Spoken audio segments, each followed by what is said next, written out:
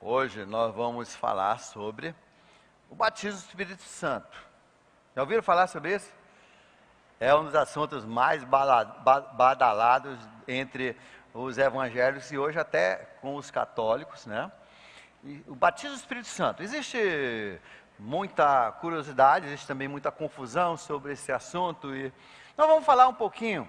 A primeira vez que aparece esse termo, batismo do Espírito Santo, é no livro de Lucas, capítulo 16, capítulo 3, verso 16, onde João Batista diz, após mim vem um, vamos ler, eu batizo com água, mas virá alguém mais poderoso do que eu, tanto que não sou digno nem de desamarrar as correias, os cadastros das suas sandálias. Ele os batizará com o Espírito Santo e com fogo. E aí se refere ao Espírito Santo, e fogo refere ao julgamento, no dia do juízo, onde serão lançados no lago de fogo as pessoas que rejeitaram Jesus Cristo como o Senhor e Salvador. E então a partir dali você vê em vários lugares essa referência, mas aí Jesus mesmo usa essa referência no livro de Lucas, capítulo 24, Lucas 24, verso 49, já perto do final do seu ministério, depois da sua ressurreição, ele fala aqui, e eu lhes envio a promessa de meu Pai, que ele havia prometido em João 14,15, que o Pai enviaria o Espírito Santo para ser o Consolador, para orientá-los, para guiá-los, para fazer lembrar tudo que ele tinha ensinado, como também ensinar novas coisas que o Espírito Santo pegaria dos seus ensinamentos e passaria para a igreja, para os discípulos. Mas fiquem na cidade até serem revestidos do poder do alto. Então, o que nós temos aqui? É interessante, porque existem três interpretações do que seja o batismo do Espírito Santo. Em geral, caem, as teologias das várias igrejas caem em três acampamentos teológicos. Os dois principais são, o primeiro, que o batismo do Espírito Santo é o que acontece quando você aceita Cristo. Você aceita Cristo e você recebe então o Espírito Santo, o Espírito Santo vem morar em você e isso é o batismo do Espírito Santo. Grande parte dos batistas tradicionais, eles são dessa linha. E não acontece nada assim de sinais visíveis necessariamente, talvez uma alegria por dentro, mas o Espírito Santo vem, habita, você se torna filho de Deus, e que o batismo então se refere à conversão, esse momento quando o Espírito Santo entra na sua vida. Existem outras pessoas que dessa mesma linha, que acham que é também diante da conversão, mas que diante da conversão vai haver sinais, como por exemplo o principal, falar em línguas, né? E que às vezes isso acontece na hora do batismo em águas, das águas, ou às vezes na hora da conversão vai acontecer isso também, mas os dois creem que esse batismo se refere na verdade ao momento da conversão, onde o Espírito Santo entra. A segunda interpretação, que é a interpretação da maioria dos batistas renovados, presbiterianos renovados, metodistas renovados, Holiness e outras denominações, é que o batismo do Espírito Santo eles chamam de segunda bênção.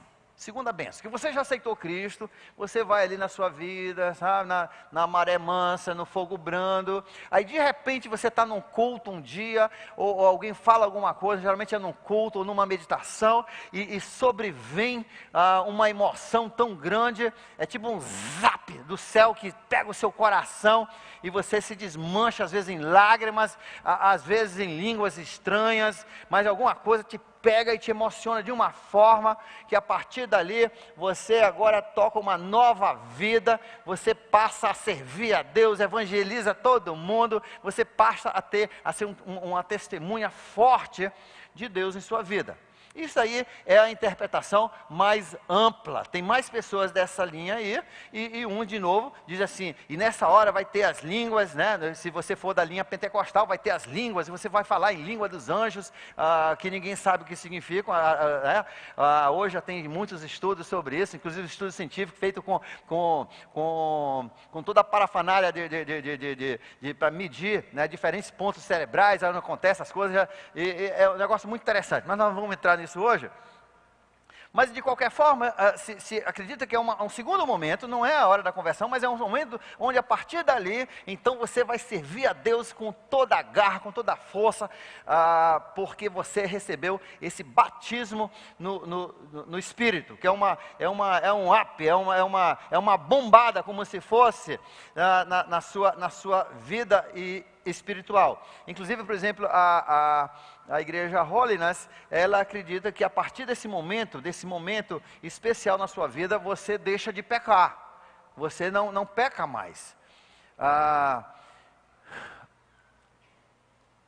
Hoje eu vou apresentar uma terceira interpretação, que obviamente se eu estou apresentando a terceira é porque eu acho que ela é a correta, né? Que nem a primeira nem a segunda.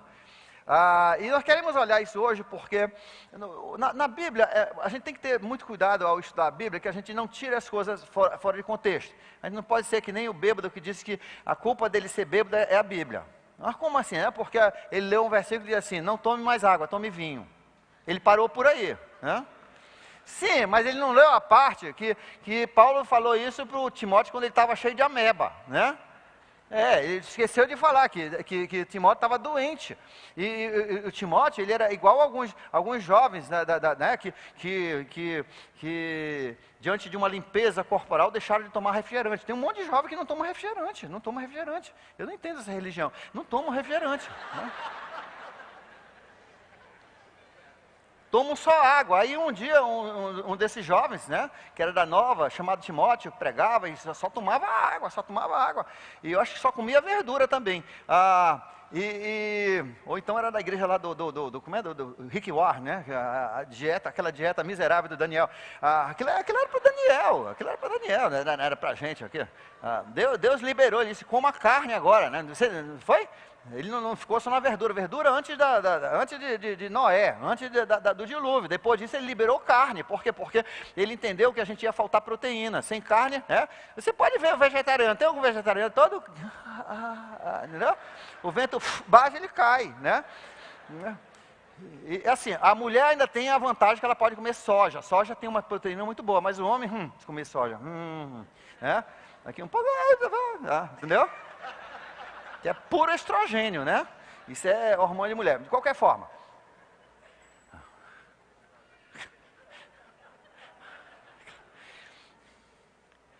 E, de qualquer forma, aí o bêbado, ele vê o versículo, mas ali ele tem um contexto, você tem que ler o contexto.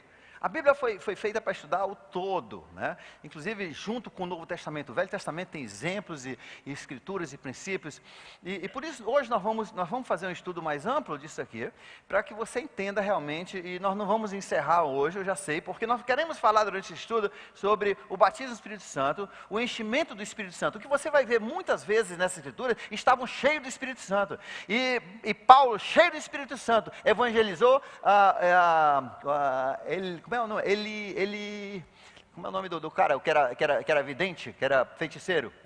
Elimas, né? Ele evangelizou, cheio do Espírito Santo. Barnabé, cheio do Espírito Santo. Ele pregou a mensagem. Estevão, cheio do Espírito Santo. Ele pregou aquela mensagem violenta, né? Que levou ao seu apedrejamento. E cheio do Espírito Santo, ele viu os céus abrir e Jesus sentado ao lado do Pai. Então, tem essa questão, tem o enchimento do Espírito Santo, que é diferente do batismo do Espírito Santo. Então nós vamos falar sobre o enchimento do Espírito Santo, nós vamos falar sobre o batismo do Espírito Santo. o enchimento do Espírito Santo, nós vamos falar sobre o fruto do Espírito Santo e também os dons do Espírito Santo. Porque são vários assuntos que às vezes fica só uma salada só e as pessoas confundem as coisas, tá? Porque não segue o contexto. É um dos motivos de você estudar no CENIB, porque ali você destrincha aquele texto, aquele capítulo, você não lê só um versículo. Esse é o perigo de você selecionar só um versículo. Eu tinha uma missionária uma vez, isso é história verídica. Tinha uma missionária que ela estava assim meio deprê, né? Porque assim, você sai da sua cultura, você é acostumado a tudo, você deixa seus amigos, aí vem para uma terra onde você não fala bem a língua e ninguém gosta muito de você mesmo. Sabe, você está ali cheio de menino para criar, e é tudo diferente, você tem que ir no açougue, pegar a sua carne. Naquela época não tinha esse mercado bonito, tinha açougue, você tinha que ir no açougue. E assim, ela já estava assim, bem deprimida. Aí, ela estudando um dia, ela disse assim: ó Senhor, me fale uma mensagem. Ela abriu a Bíblia, botou o dedo assim, pá, ela botou naquele versículo de Gênesis, onde ele diz assim: levanta, volte para a casa do teu parentesco. Ela disse: Deus quer que eu volte para o meu país, é ordem de Deus. Ela tirou do contexto, entendeu? E tomou uma decisão pela família dela, em cima de um versículo fora de contexto. Não é assim que se estuda a Bíblia. Então, nós queremos estudar a Bíblia, nós queremos estudar essa questão, olhando tudo que se envolve. Vamos olhar no livro de Atos, capítulo 1. Atos capítulo 1. E às vezes, a nossa Bíblia, só para você que está começando agora a estudar a Bíblia, é o seguinte, a Bíblia é a palavra sem erro de Deus, tá? Não significa que não vai ter erros, às vezes, de impressão, porque agora isso aqui são impressão dos homens da palavra de Deus, tá? Mas a Bíblia é perfeita, mas tem muitos acréscimos, né? Por exemplo, assim, onde diz aqui, esses negritos aqui, esses números, 2, 3, capítulos, versículos, isso aqui não tem na Bíblia original, era texto contínuo. Inclusive a maior parte da Bíblia, do Novo Testamento, não tinha negócio de letras maiúsculas e minúsculas também, né? Mas aí alguém chegou para facilitar a nossa vida. Eu estou procurando aquele assunto da pregação de Paulo lá em Atenas. Aí eles colocam esses negritos só para ajudar a gente a se localizar. Mas isso aqui não é da Bíblia. Isso aqui é ajuda dos homens. Então, por exemplo, aqui, quem fez essa Bíblia aqui, quem colocou isso aqui, obviamente é de uma linha de um pensamento que o Espírito Santo veio no dia de Pentecostes. Que está errado. Aí, a vinda do Espírito Santo. Mas está errado, porque o Espírito Santo veio 3 páginas antes. Entendeu? Errou, mas alguém não leu isso aqui. Foi um que fez isso daqui, foi outro que fez isso daqui. E colocaram. Então, você não se confia nisso aqui, você precisa ler o texto realmente. Então, no livro de Atos, capítulo 1, versos 4 e 7. Atos foi escrito por Lucas. Lucas, ele preparou 2 livros. Primeiro, Lucas, que fala da vida de Jesus, e bem organizado. Ele pegava todos os textos, todas as anotações dos apóstolos, ele fazia entrevistas com ele pegou todo o acervo deles para fazer uma crônica bem organizada da vida de Jesus. Em seguida, ele faz o livro de Atos, que é a continuação da igreja depois de Jesus. Então ele começa com esse em Atos sobre o que aconteceu depois de Jesus voltar para o céu, e ele fala sobre esse momento quando ele volta para o céu. E ele diz assim: que Jesus então passou, verso 2, até o dia em que foi levado para o céu, depois de ter dado instruções por meio do Espírito Santo aos apóstolos que havia escolhido.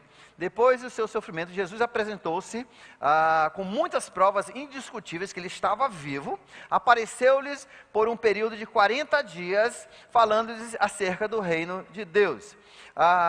Antes que eu esqueça, deixa eu só voltar para mostrar que o Espírito Santo tinha chegado. O dia de Pentecostes aconteceu mais ou menos 2 meses depois de Jesus voltar. De 50 a 60 dias depois de Jesus voltar para o céu. Perdão, depois de Jesus ressuscitar, né? E talvez 15 dias, um mês depois de Jesus voltar para o céu, é que aconteceu o dia de Pentecostes. Mas o Espírito Santo veio para a terra no dia que Jesus ressuscitou. Em João capítulo 14, 15, Jesus diz assim, e se eu não for embora, ele diz assim, Deus vai enviar um Espírito guia para vocês, um Espírito consolador, ele vai te guiar, vai te ensinar todas as coisas. Mas isso só vai acontecer quando eu for glorificado. Quando a Bíblia diz, quando Jesus não tinha sido glorificado ainda, significa que ele não havia ressuscitado. A maior glorificação de Jesus foi quando Deus o ressuscitou dos mortos, porque ali disse, ele é o rei da terra, ele é o Salvador, ele é o Messias, ele é o único caminho, esse é o glorioso Deus. Então, a glória de Jesus máxima é a sua ressurreição, é a grande pincelada de Deus na vida de Jesus, a manifestação da glória de Deus na sua ressurreição. No dia da ressurreição de Jesus, veja em João capítulo 20, né, 2 páginas antes de Atos 1. No primeiro dia da semana, bem cedo, né, aí fala sobre Maria foi ver e não encontraram Jesus, etc, etc. Mais adiante, no verso 19, aí diz assim, ao cair da tarde daquele primeiro dia da semana, estando os discípulos reunidos, as portas trancadas, por medo dos judeus, Jesus entrou e pôs-se no meio deles e disse, paz seja com vocês. Tendo dito isso, mostrou as mãos e o seu lado, onde tinha entrado a lança, né? E os discípulos alegraram-se quando viram o Senhor. E novamente Jesus disse, paz seja com vocês, porque eles nem ouviram a primeira vez. Jesus teve que repetir, primeiro porque eram homens, e o homem, ele, né, tudo que você fala para o homem tem que falar 2 vezes, que ele não, a primeira vez ele não ouve, né? Segundo, a primeira vez que ele falou, eles nem ouviram nada, eles falaram, entendeu? Aí eles não ouviram nada, aí Jesus teve que falar de novo para eles, porque eles não ouviram nada, né? Paz seja com vocês.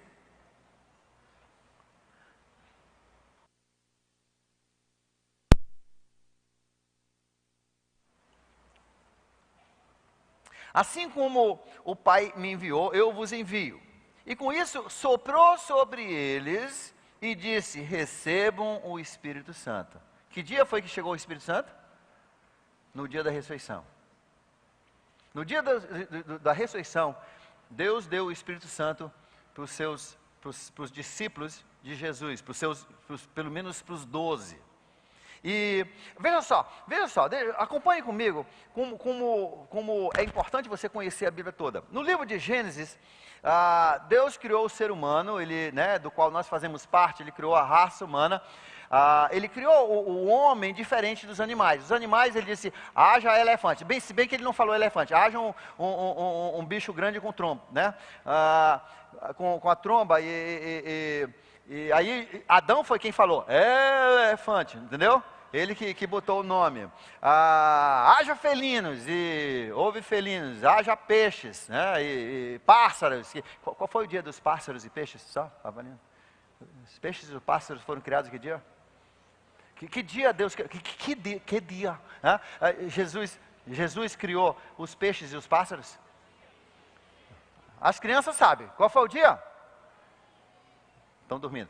Quinto dia, tá? E no 6º dia ele criou o quê? Os animais, também com a sua palavra, mas o homem ele criou diferente. Vocês lembram como é que ele criou o homem? Como é que ele fez o homem? Ele pegou barro. Quem aqui já fez escultura? Você já fez essa escultura? Na minha infância não podia, porque a Bíblia dizia, não faça imagem de escultura. Eu não podia fazer escultura. Então, ele fez uma escultura de barro. Quem já fez? Não é legal você pegar na massa assim, aí você faz o nariz que você quer, né? Você faz assim. E aí ele fez uma escultura. Eu não sei porquê, no sonho de Natal, eu estava até pensando, sempre, e toda vez que eu vejo a escultura, é Deus fazendo assim a escultura aqui no chão. Quem disse que foi no chão? Não foi o Neymar que ele fez, né?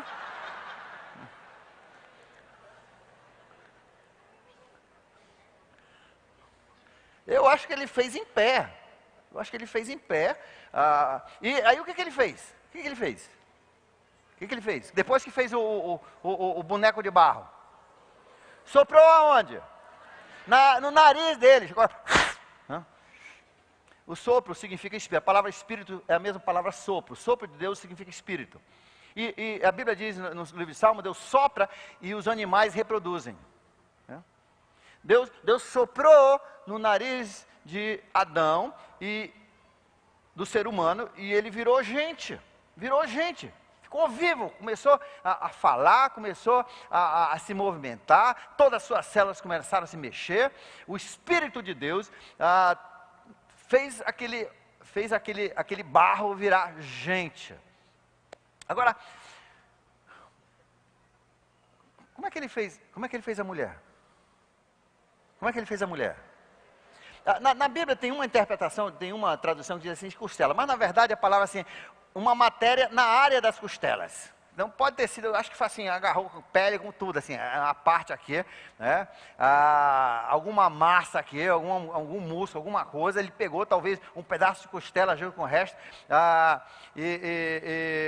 hoje uma menina disse sim, mas sabe por que ele pegou a costela? Porque sempre a costela é a parte mais gostosa do porco, do boi, né? Cada um tem a sua teoria. Aí ele pegou e fez dali, na verdade ele clonou dali, vê só, ele clonou uma mulher. Por quê? Porque toda a matéria tinha que ser idêntica do homem, tinha que tudo harmonizar, tinha que ser o mesmo ser. Ele clonou, assim como clonou de Maria um corpo para Jesus, ele clonou daquele primeiro ser humano, ele clonou a mulher. Ele não soprou, por quê? Porque ela já era matéria viva, já tinha o DNA, já tinha a célula, está tudo ali. Ele fez a mulher. Agora vamos voltar. O que ele fez quando ressuscitou dos mortos? Veja só, aliás, quando ele foi crucificado, você se lembra? Você se lembra quando ele estava na cruz? Quem morreu primeiro, ele ou os ladrões?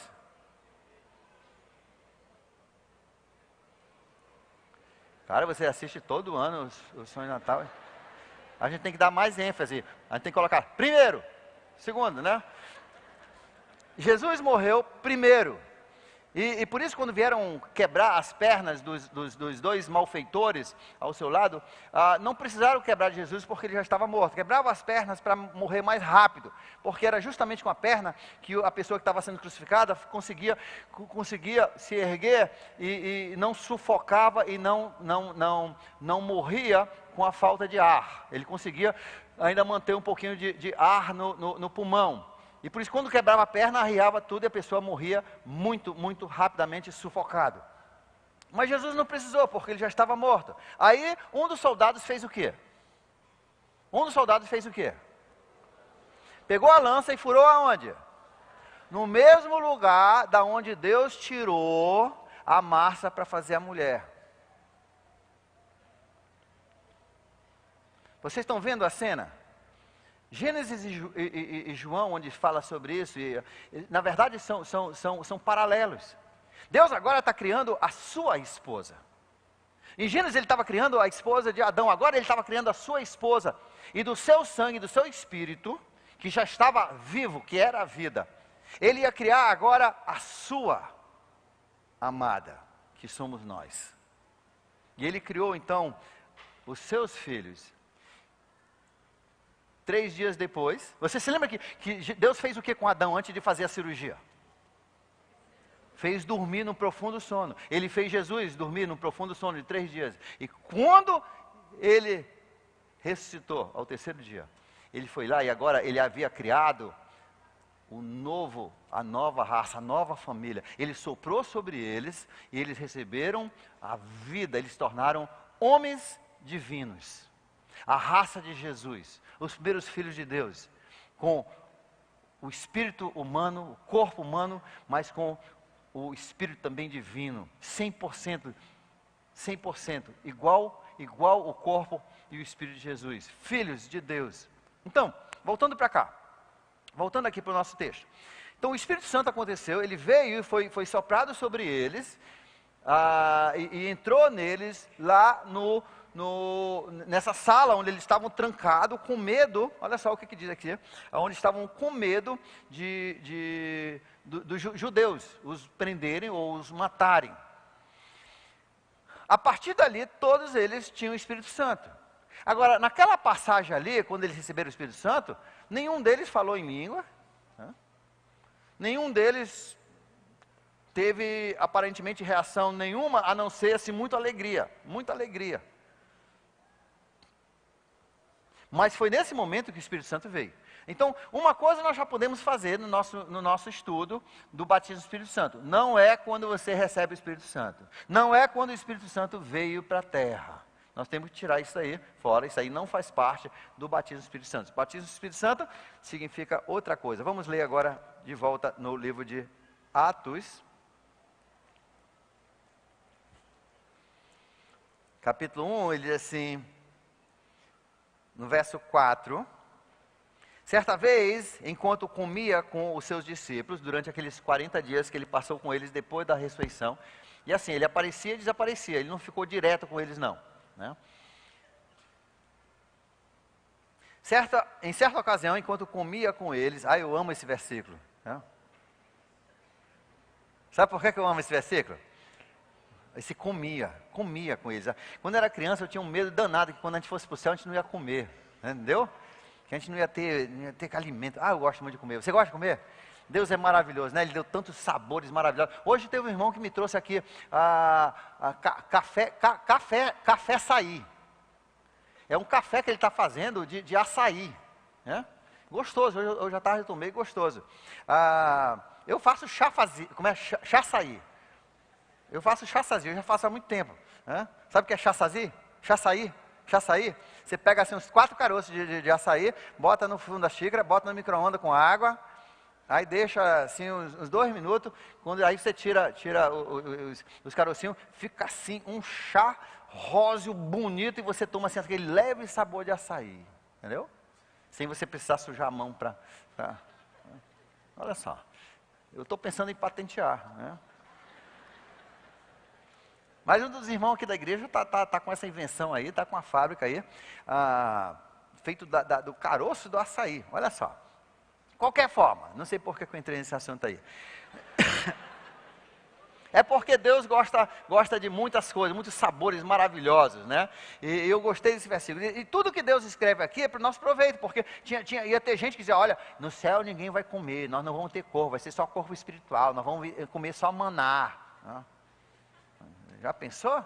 Aí sim, aí eu ia fazer de tudo para não morrer tão cedo. Eu quero ir para o céu, mas não tão cedo assim. Cara, eu ia comer tudo que era fruta, eu ia morrer buchudo, eu ia morrer, entendeu? Enorme, porque eu ia comer tudo antes do céu, porque eu vou passar uma eternidade sem comer, o que é isso? Né? E não, Deus ele coloca isso para você saber, olha, vai ser maravilhoso. Deus, e a Bíblia diz que nós vamos ter um corpo igual de Jesus, significa que nós vamos continuar comendo, né? Nós vamos continuar fazendo pizza, maravilha, lasanha, não deixa ninguém te enganar não, tá? Vem coisa boa, a Bíblia diz, né, melhor do que nossa mais louca imaginação. Eu acho que até aquele versículo diz assim, olhos não viram, ouvidos não ouviram e nariz não cheirou. Não, acho que isso. Continuando.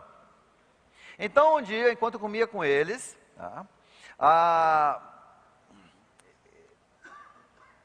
ele disse, não saiam, deu essa ordem, não saiam de Jerusalém, verso 4, Atos capítulo 1, verso 4, não saiam de Jerusalém, mas esperem pela promessa de meu Pai, da qual lhes falei. João batizou com água, ele vai repetir aquela frase do João. João batizou com água, mas dentro de poucos dias vocês serão batizados com o Espírito Santo. Mas ele já tinha o Espírito Santo nessa época? Eu terminei de ler 3 páginas antes. Ele já tinha o Espírito Santo. Então esse batismo do Espírito Santo não é o recebimento do Espírito Santo. Não é a hora que o Espírito Santo vem habitar em você. A primeira dúvida que nós vamos conseguir tirar do batismo do Espírito Santo. Não é a hora que o Espírito Santo vem morar em você, como algumas pessoas ensinam. Esse ensino está errado. É alguém que não leu as 3 páginas anteriores a esse versículo. Vocês serão batizados com o Espírito Santo. Aí eles perguntam assim, nessa hora que você vai restaurar, eles só pensavam em política, só pensavam, nessa hora que você vai restaurar Israel, o governo de Israel, nós vamos dar um pau nos romanos. Aí Jesus diz, não compete a vocês saberem as datas que o Pai estabeleceu pela sua própria autoridade. Mas vocês vão receber o poder do Espírito Santo, o poder, quando receberem poder, deixa eu ler de novo, eu estou vesgo hoje. Mas receberão poder quando o Espírito Santo descer sobre vocês, e vocês serão minhas testemunhas em Jerusalém, em toda a Judéia, Samaria e até os confins da terra. E logo em seguida, ele ascendeu aos céus, voltou para os céus. Então, o evento do batismo do Espírito Santo que ele fala aqui, não é igual a você receber o Espírito Santo, a habitação do Espírito Santo, que acontece quando nós cremos, como depois nós vamos mostrar. Isso acontece quando você creu. Quando você creu, você recebeu o Espírito Santo. E é por isso que aqueles pecados que você pecava anteriormente, você nem pensava duas vezes, agora te incomodam. O Espírito Santo está ali, te dedurando, está gritando, está batendo em você, entendeu? Porque o Espírito Santo mora em você. Essa é a evidência, o apóstolo Paulo diz, de que você tem o Espírito Santo. Se você peca à vontade e você nem se sente mal com isso, a Bíblia diz que é porque você não tem o Espírito Santo. Você nunca se converteu ao Senhor. Não é falta de batismo, é falta do Espírito Santo. E o Espírito Santo entra quando você se converte. Depois nós vamos ler um monte de versículos que falam sobre isso. Tem muitos versículos no Novo Testamento que falam sobre isso. Então, agora eu queria mostrar para vocês o seguinte. Vamos voltar agora para o Velho Testamento. No livro de Êxodo, capítulo 39, Êxodo, capítulo 39, lá no início da Bíblia, tá? Gênesis, Êxodo, verso 39, que é o versículo que fala das peregrinações, a saída de Israel do Egito, do cativeiro, e depois as peregrinações, fala sobre muitos assuntos, né, os pecados deles, os acertos deles, as lutas deles, e fala também grande parte sobre a subida de Moisés para o Monte Sinai, onde Deus deu para ele os 10 mandamentos, junto com muitos outros mandamentos, e Deus também deu ali no Monte Sinai planos específicos de como ele queria que fosse construído o tabernáculo. Deus, ele, às vezes a gente acha que Deus assim tem coisas que Deus bota na sua mão e você faz do seu jeito corretamente, mas tem coisas que Deus é detalhista. Né? E no tabernáculo, a Bíblia diz que Deus deu até o plano, como é que tinha que ser o candelabro, como é que tinha que ser a mesa, qual era o tipo de madeira que tinha que ser, como é que tinha que ser tudo, as cores, tudo. Deus foi muito detalhista, e quando ele orientou, quando ele deu o mapa, deu, né, o plano para construir esse tabernáculo. Aí, olha só, no verso 42, os israelitas fizeram todo o trabalho, isso é capítulo 39 de Êxodo 39, verso 42. Os israelitas fizeram todo o trabalho conforme o Senhor tinha ordenado a Moisés. Moisés inspecionou a obra e viu que tinham feito tudo como o Senhor tinha ordenado. Olha só. Moisés conferiu com os planos que Deus havia dado para ele, e ele viu que estava tudo certinho. Então Moisés abençoou aquelas pessoas que tinham feito o tabernáculo, e disse o Senhor a Moisés: agora arme o tabernáculo. Porque o tabernáculo era um templo portátil, era uma grande tenda, e era tudo armado, era tudo encaixado, e podia ser desmontado. E não levava muito tempo para desmontar. Eles montavam, agora você vai armar esse tabernáculo, esse templo, que era uma tenda. Aí finalmente, verso 33 do verso 40. Verso 33 do capítulo 40 de Êxodo.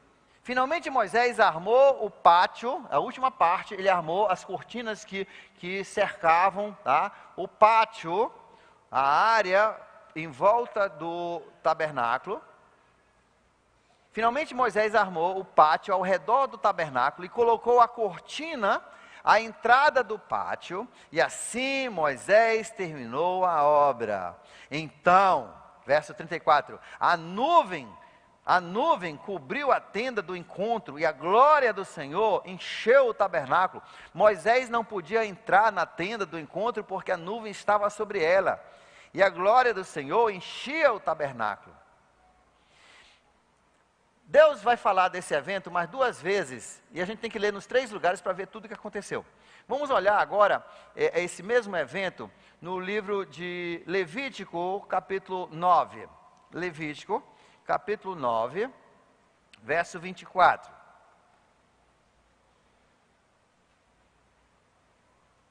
Olha só, no verso 23 diz então, Moisés e Arão, não foi só Moisés, Arão também já estava com ele, porque Arão ia ser o sacerdote, que Deus havia escolhido. E quando saíram, abençoaram o povo, e a glória do Senhor apareceu a todos eles, saiu fogo da presença do Senhor, e consumiu o holocausto e as porções de gordura que estavam sobre o altar. E quando todo o povo viu isso, gritou de alegria, e prostrou-se com o rosto em terra. Então, na verdade, o que aconteceu? A nuvem desceu, raios, ou fogo, eu creio que foram raios, desceram e tocaram fogo nos sacrifícios de ovelhas, que era o costume que Deus tinha dado para eles, representando que um dia Jesus ia pagar o nosso inferno, ia ser queimado por nós, ia ser morto, derramar o seu sangue, ia ser queimado por nós. Então, isso aconteceu ali na presença do povo. E Deus, então, assim, ele reconhece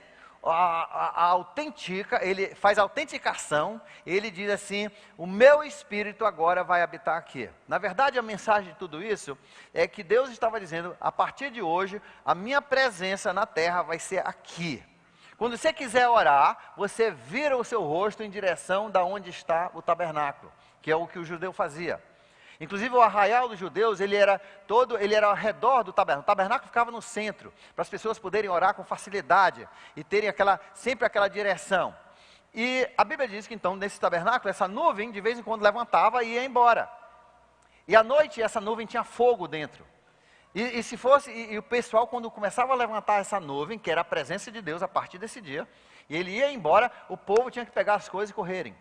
Inclusive tem uma passagem no livro eu acho que é Números capítulo 9, onde ele fala assim, às vezes ficava só um dia. Aí já ia embora e o pessoal tinha que agarrar as coisas e começar a correr atrás da nuvem. Né? Enrolavam lá o tabernáculo e as suas barracas e se mandavam. Outras vezes ficava um mês, às vezes ficava um ano ou mais no mesmo lugar. Mas quando a nuvem subia e começava a sair, diz que às vezes acontecia no meio da noite. Né? Então, Deus, veja só, o Espírito de Deus conduzia, veja só, o Espírito de Deus, agora a sua presença, conduzia, guiava o povo de Israel. Isso já é uma imagem do que vai acontecer no dia de Pentecostes. O Espírito de Deus seria o guia do seu novo Israel, do seu povo especial.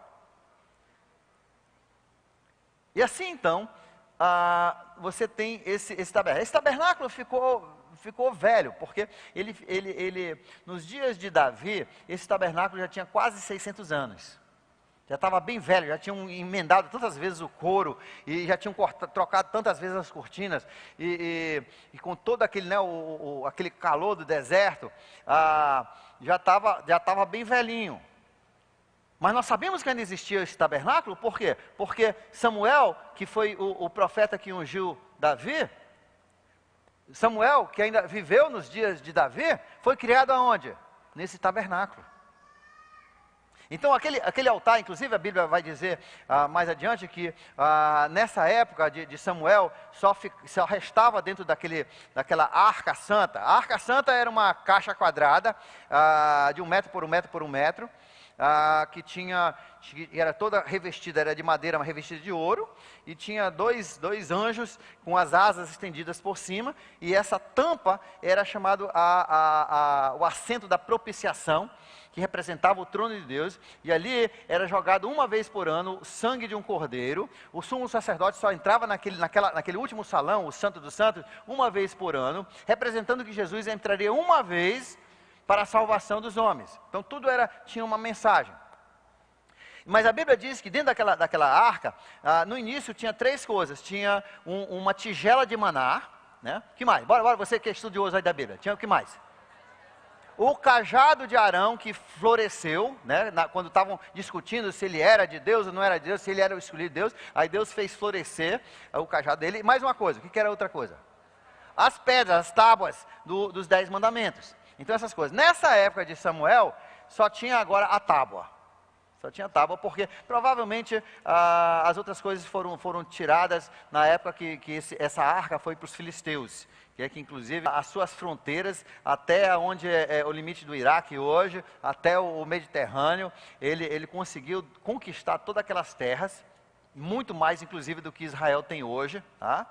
E foi assim o auge da geografia, da expansão geográfica de Israel. Mas Davi, que amava muito a Deus, por mais que ele cometeu muitos erros, ele disse: Deus, eu quero fazer, esse templo está velho, você merece uma coisa muito melhor, eu quero construir um templo para ti. E Deus diz: olha, primeiro, eu não habito em templos feitos por mão de homens, mas sim, eu vou deixar você, não você, mas seu filho. Eu vou dar os planos para você. Deus deu os planos para Davi. Do jeito que ele deu para Moisés fazer aquela tenda, ele deu para Davi a arquitetura todinha, os planos arquitetônicos, eu não uso arquiteto, as plantas, aí é essa a palavra, deu as plantas para Davi, tá? Para construir o templo. E foi tudo Davi, e ainda diz: Davi, você prepara o material, mas você não vai construir porque você tem muito sangue nas suas mãos. Mas o teu filho, um filho seu, chamado Paz, que é justamente Salomão, vem de Shalom, que significa paz. Um filho teu, chamado Paz, vai construir o templo para mim. E então Davi preparou todo o material, logo no final da sua vida, quando Salomão já tinha sido instalado como rei, ele fez mais uma grande campanha para deixar todo o material para fazer o templo, esse templo permanente, que seria construído no mesmo lugar, nós entendemos, onde Abraão quase sacrifica o Isaac. No mesmo lugar também, onde Davi, quando foi castigado por contar as tropas, né, aquele censo que ele fez, o anjo da destruição estava matando, e foi ali, naquele pedaço de terra que ele comprou, onde ele fez um altar, que Deus parou a praga. E é o mesmo lugar onde hoje, né, tem ali, é o lugar do templo, hoje tomado pelos muçulmanos, e tem o Domo da Rocha, construído ali, em cima inclusive das pedras do templo dos judeus. E isso aí é aquele conflito constante, é por causa disso. Deus então permitiu que ele construísse esse templo. E vamos olhar um pouquinho sobre a construção, quando terminaram. Então, olha, 1 Reis capítulo 8. 1 Reis capítulo 8.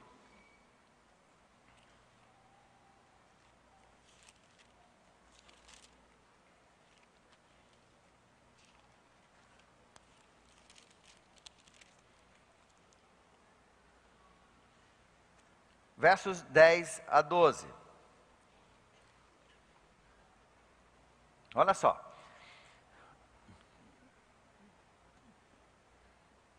Quando Salomão verificou que tinha sido tudo construído conforme as plantas, né, que Davi tinha dado para ele, inclusive Davi deu não somente plantas para o prédio, mas até organizou como é que iriam ser a parte de música, quantos instrumentos, que tipo de instrumento, o coral, ele organizou tudo para esse templo. Então Davi, na verdade, era mais investido do que o próprio Salomão. Mas Salomão é quem Deus escolheu para fazer o trabalho. Olha o que diz: e quando os sacerdotes se retiraram do lugar santo, uma nuvem encheu o templo do Senhor, de forma que os sacerdotes não podiam desempenhar o seu serviço, pois a glória do Senhor encheu o templo. E Salomão exclamou: ó Senhor, e Salomão exclamou: o Senhor disse que habitaria numa nuvem escura. Na realidade, construí para ti um templo magnífico, um lugar para nele habitares para sempre. E depois o rei virou e abençoou toda a Assembleia de Israel. Mas veja só, o fim do jogo não é aí. Você tem que ler os outros lugares onde fala sobre o mesmo evento para ver tudo que aconteceu. Olha só como é paralelo. Olhe agora em 2 Crônicas capítulo 7. 2 Crônicas capítulo 7. Sempre quando você lê em Reis, você tem que ler em Crônicas também, para ver o resto da história. Porque tem coisas que falam em Crônicas que não falam em Reis. Em 2 Crônicas, capítulo 7,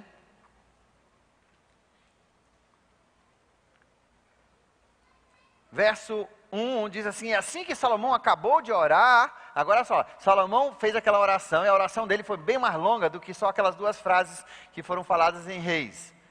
Ele fez uma oração longa, bem mais longa. E quando Salomão acabou de orar, o que tinha acontecido? Ele disse, a nuvem tinha descido, tinha coberto, né? Eles saíram, a nuvem desceu, de forma que eles nem podiam mais entrar no templo. E assim que Salomão acabou de orar, desceu fogo do céu, vocês estão vendo o paralelo? E consumiu o holocausto e os sacrifícios, e a glória do Senhor encheu o templo. Os sacerdotes não conseguiam nem entrar no templo, porque a glória do Senhor enchia. E quando todos os israelitas viram o fogo descendo e a glória do Senhor sobre o templo, ajoelharam-se no pavimento, com o rosto em terra, e adoraram e deram graças ao Senhor. Você está vendo o paralelo? A mesma coisa que aconteceu quando Moisés terminou o tabernáculo, aconteceu de novo no templo. O que Deus estava dizendo? Deus estava dizendo agora, eu não vou mais habitar, a minha presença não vai ser mais naquela tenda. Esquece a tenda. E a partir dali destruíram a tenda. A mobília, toda a mobília foi transferida, inclusive a Bíblia diz que foi toda transferida para o templo, que agora ia ser um lugar mais permanente. Por quê? Porque o povo de Israel não estava mais peregrinando, eles agora tinham encontrado o pedaço de terra que Deus tinha dito que seria deles até o final, que ainda é deles por sinal. E eles então ali, aconteceu o mesmo evento que aconteceu lá no tabernáculo de Moisés. Então, o que Deus estava ensinando? Deus estava dizendo, olha, a minha presença agora vai ser aqui. Quando você quiser orar para mim, vire seu rosto para Jerusalém, para o templo. Quando você quiser uma consulta bem pessoal com Deus, vem até Jerusalém. Por isso que todo judeu, ele tentava todo ano ir para Jerusalém. E o dia que todo judeu, aonde ele morasse na terra, mesmo depois de expatriado, depois de dispersos pelo mundo, todo judeu tentava pelo menos uma vez na vida dele, fazer uma peregrinação, chegar até Jerusalém no dia de Pentecostes. Você vê isso no livro de Atos, Paulo diz, eu quero me esforçar para chegar em Jerusalém, porque nesse dia vinham pessoas de todas as nações para Jerusalém, era um dia especial, e Deus depois vai escolher esse dia Pentecostes, tá? Pentecostes, justamente para fazer o batismo do Espírito Santo, porque iam ter pessoas de todas as nações, que Deus já tinha previsto, através de Isaías e Ezequiel, de que a nova nação dele, o novo templo dele, incluiria todos os povos, e não somente os judeus. O povo de Israel, depois desse grande templo, começaram a pecar, começaram a baixar a guarda, deixaram de seguir os caminhos de Deus. E Deus, como Ele faz com os filhos, Ele castiga. E Ele mandou um rei inimigo que os levou embora. Primeiro as 10 tribos, depois as outras 2 tribos. Né? E levaram embora. Primeiro os assírios, depois os babilônios. E destruíram o templo. Destruíram o templo. Queimaram o templo, quebraram o templo. E o povo de Israel ficou muito triste.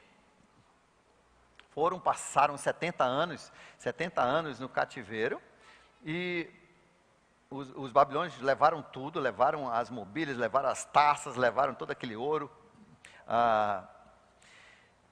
E um dia, um homem chamado Esdras, trabalhava para o rei Dario, né? Não, para o Ciro, e ele disse, eu quero que você volte e construa aquele templo daquele Deus dos judeus. E ele deu o dinheiro para construir um templo. Não foi tão grande, né? Foi bem menor do que o templo, mas em cima daquelas mesmas pedras onde tinha sido construído o outro templo, ele voltou e ele construiu o templo de novo, bem mais simples, né? E ele construiu um templo de novo, mas quando terminou de construir o templo, não aconteceu esse fenômeno. Não aconteceu o fenômeno da nuvem descer e o fogo descer. Não aconteceu porque, olha, Deus já tinha dito, a minha presença está aqui. Se você deixar de destruir, isso aqui é problema seu, mas a minha presença vai continuar aqui. Com o templo ou sem templo, esse é o lugar da minha presença. Mais tarde, foi feita uma outra reforma, e finalmente Herodes construiu praticamente um templo quase todo novo. Ele pegou só algumas coisinhas do velho templo e englobou, fez um templo monstruoso, enorme, né? Fez até um monte maior para poder caber o templo. E ele fez aquele templo lindo, lindo, que tinha terminado pouco tempo antes da vinda de Jesus, que as pessoas ainda admiravam aquele templo. E de novo, quando Herodes terminou e inauguraram o templo, quando você lê sobre a inauguração do templo nos dias de Herodes, não teve nuvem, não teve fogo. Sabe por quê? Porque Deus já tinha feito essa inauguração. Ali era o lugar da presença dele. A inauguração era para dizer, agora eu vou habitar aqui. Quando vocês quiserem me procurar, me procure aqui. Esse é o meu lugar de habitação. Esse é o meu lugar onde Israel vem celebrar. E assim ficou até o dia da morte de Jesus. Em Mateus capítulo 27, verso 51. Mateus 27.